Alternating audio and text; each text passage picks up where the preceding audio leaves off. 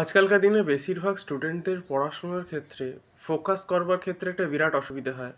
Focus আর কনসেন্ট্রেশনের অসুবিধের জন্য তারা নানান ধরনের ফোকাস আর কনসেন্ট্রেশনের টিপস ফলো করে।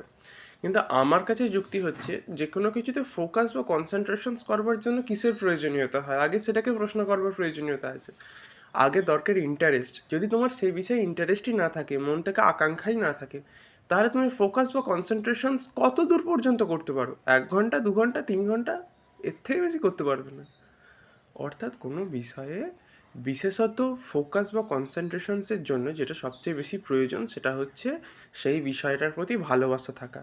যখন সেই বিষয়টার প্রতি ভালোবাসা থাকবে, ইন্টারেস্ট অটোমেটিক্যালি এসে যাবে।